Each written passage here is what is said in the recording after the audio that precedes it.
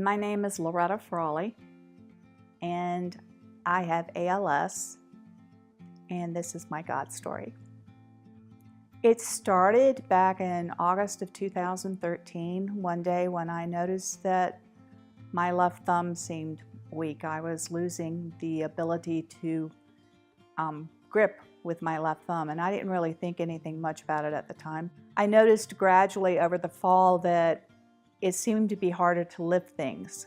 I realized one day in the gym that I was having trouble with some of the weights that I'd always been able to do. I was having trouble doing a simple bicep curl with my left arm. And I thought, something's really off here. The neurologist sat down with me and checked me over and said, well, it's probably one of two things. It's either an autoimmune disease, which hopefully we can treat, or you have a form of amyotrophy. And as soon as he said amyotrophy, I looked right at him and I said, you're talking about ALS, aren't you? And on April 1st, April Fool's Day, 2015, got the official diagnosis, ALS, amyotrophic lateral sclerosis, Lou Gehrig's disease. At that point, the diagnosis was a relief because I knew exactly what I had, but it was also one of the most horrifying things I've ever heard in my life.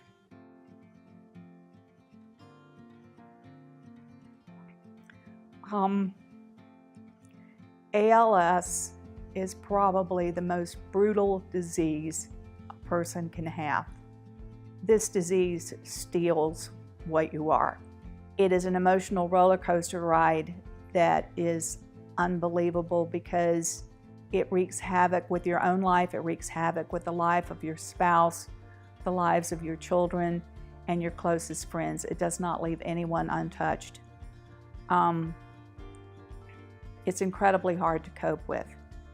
Just the sheer anguish of having to deal with losing your independence is overwhelming. And for me, I was always physically active. I was always one of these chicks who was running around. Okay, let's go hiking, let's go mountain climbing, let's go rock wall climbing. I was losing what I knew as my life.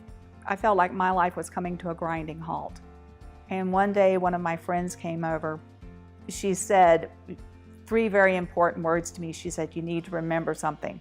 God loves you. And I just stared at her because through everything I was going through, that had never even entered my mind.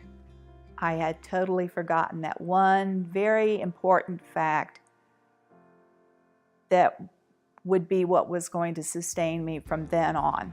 That was a turning point. I really started spending more and more time in prayer. I had been journaling up to that point. I spent more time journaling. I spent more time in the Word. I was reading the Psalms, and when it comes to suffering, Psalms are right there. They are very, very raw. So many of them are written by David during times of anguish in his life, and David never held back.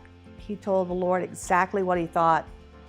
He shared the rawest emotions recorded in the Bible are right there in Psalms, but at the end he would always say, but you are God. I will worship you and I will praise you, and I know that I am loved by you.